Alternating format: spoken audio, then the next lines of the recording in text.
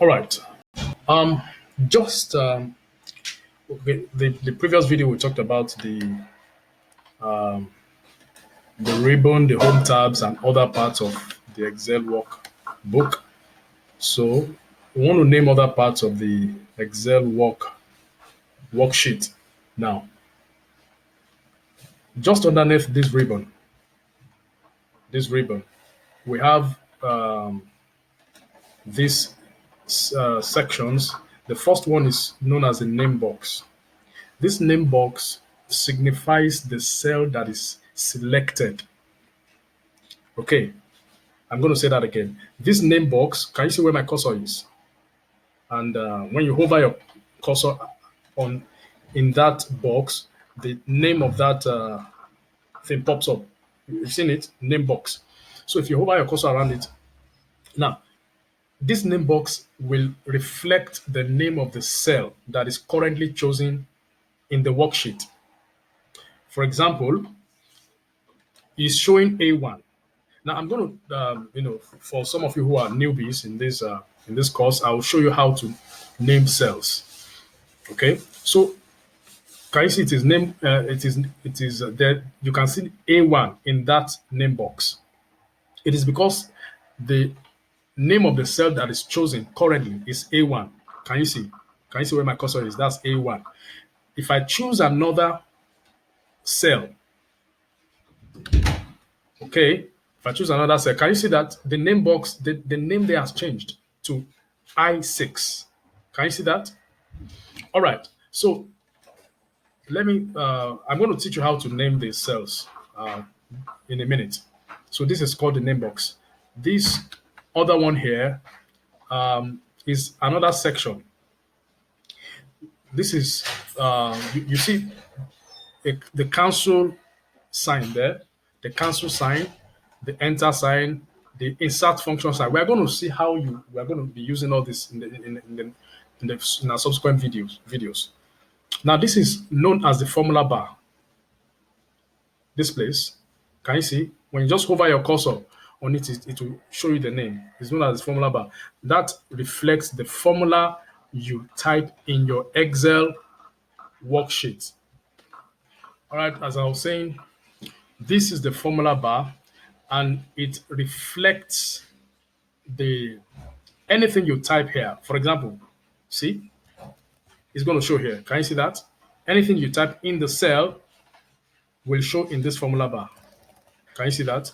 So that's the essence of that formula bar. So I'm going to undo it, Ctrl Z. All right, so that is that. Now, let me now teach you how to name a cell, how to reference a cell. They call it cell referencing. Okay, so now the worksheet has rows and columns. The worksheet has rows and columns. Can you see these letters? A, B, C, D, E, F, those are the columns. Those are the columns. The columns are lettered. Okay, the columns are lettered. They are in letters. All right. Now, so we have the columns. The columns are lettered A, B, C to probably we have so many columns there. We have so many columns there. Let's see. Okay.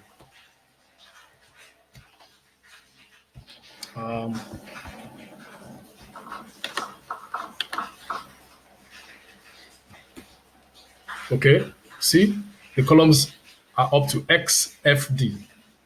So let's go back. I'll show you how to do that. What I just did, I went to the last column, and let's go to the last row. Okay, so we have 1,044. Okay, what was this 480? No, sorry, 1,048,576 rows. All right, so we have 1,048,576 rows. So let's go back to the first row. I'll show you how I did that in the subsequent videos. All right, so how do you reference a cell? All right, now to reference a cell or to name a cell, The cell, remember I said the column starts with letters. The columns are lettered, the rows are numbered. Okay, I didn't say that, did I? Sorry. The columns are lettered, the columns A, B, C till that end I showed you the other time. Then the rows, these are the rows. One, two, three, till 1 million, to the last row I showed you earlier on. So the columns are lettered, the rows are numbered. Now, how do you reference a cell? You reference a cell by starting with the column first. The column, for example, this is referenced or named A1. Okay? It's called A1. The column first, then the row. This one is B1. The column first, then the row. Now, let's go to this one. This one is H1. The column first, then the row. Now, let's come down here.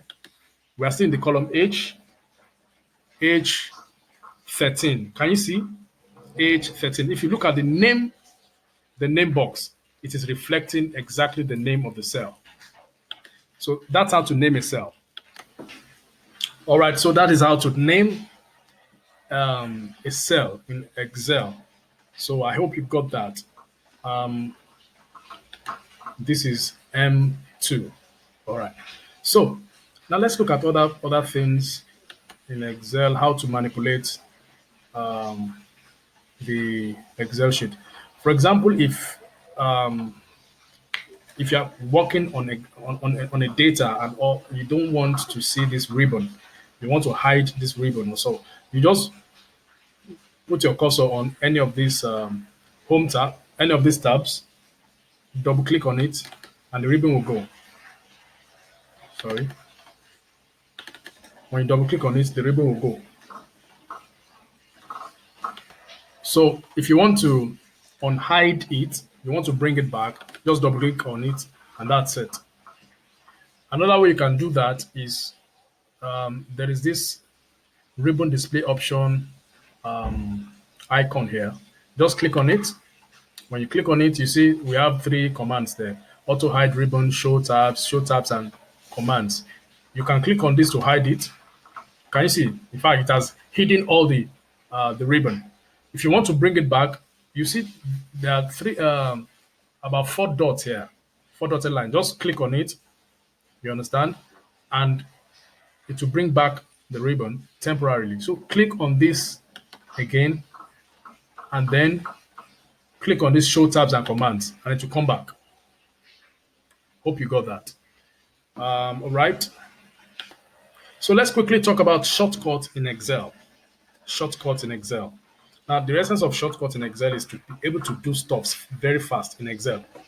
Okay, there are long ways of doing some calculations and running some commands in Excel, and there are shorter ways you can do that to save time. Because as a data analyst or as someone who is skilled in Microsoft Excel, you must be able to be very fast when you are working on Excel. You must be able to do things quickly. You must be able to work under pressure. So shortcuts in Excel, the first one I'm going to talk about is the control plus the arrow key down.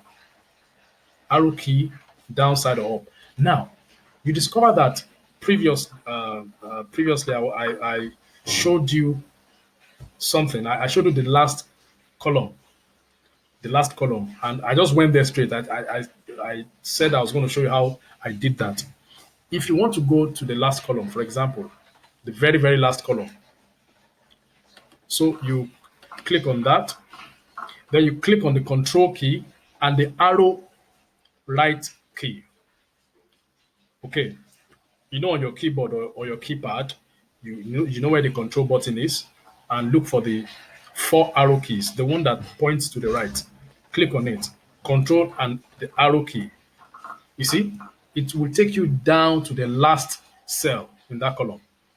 If you want to go back to the first cell, just click on the control key and the arrow left key to take you back. The same goes for if you want to go to the last row. That's how I did it the other time. Click on the control key and the down arrow. You see, it will take you to the last row. Then if you want to go back to the first cell, click on the control key and the up arrow. to take you to the first cell. Now, another thing is this. Let's assume you have a data. Let me just show you a data. All right, this is a data. Okay, this has how many columns? One, two, three, four, five, six, seven, eight. 8 columns. And how many rows? If you want to know how many rows, just click on like what I showed you. Click on the first cell and click on Control down arrow key. You see, it will take you to the last cell that has value. Remember that last cell that has value. It did not take you to the very last cell, like in an empty worksheet. It took us to the very last cell in that Excel worksheet. But in a worksheet that has data, it will take you to the last cell that has data. If you now want to go down to the last cell of this sheet, you now click from here. You click your control key from here and the down arrow key to take you to the last sheet. Did you see that? If you now want to go back, it will take you to the go back up. I mean, if you want to go up now, it will take you to the last cell that has value. Did you see that? If you now want to go up to the first cell, to take you to the first cell that has value. Did you see that? So that's one shortcut in Excel. Control and you use your arrow key. Everything is in the notes. I'll give you the notes. Another type of shortcut is Shift plus arrow key. The Shift plus arrow key. Now click on if you want to select a range of cells, you want to select a range of, for example, you want to select all this column from here to that, there. So just click on the Shift key. You see, it keeps going, and it stops there. So that's the Shift plus arrow key. If you want to go down, click on the Shift again and click on the down arrow key, and it keeps going down like that. But do you discover that this is a bit slow? It's a bit slow because the data, we have about over 400 entries here, over 400 rows here. So what we are going to do is this. If you want to quickly go to you want to quickly select the whole of this cell, you click on Shift, Control, and the arrow key. Did you get that? Or you can say Control, Shift, and arrow key. So let's try that. You click on the Control, Shift, and arrow key at the same time. If I want to select from A to H now, I'll click on the Control, Shift, and right arrow key together, and it will select everything from A to H at once. Did you see that? That's the Control, Shift, and arrow key. If I want to go down, select it to the value, to the last cell that has value. I'll do the same thing. Control, Shift, and down arrow key. It will go down instantly. Watch it. Watch me rather. Can you see? Instantly. So that will save a lot of time. Instead of using your Shift and down key, use Control, Shift, plus the arrow key. If you want to go back, you want to unselect it, just click Control, Shift, and up arrow key, then that's it. Another way you can select a range of cells is this. Just click anywhere inside the data set. This is called a data set. Okay, this is a data set, a list, a worksheet that has data inside. It's called data set. So just click on any area or any part of the data set, click on it, and click on Control A. That's it. That's even faster. So that's one way of that's another shortcut. We have talked about how many shortcuts now, about 3 or 4.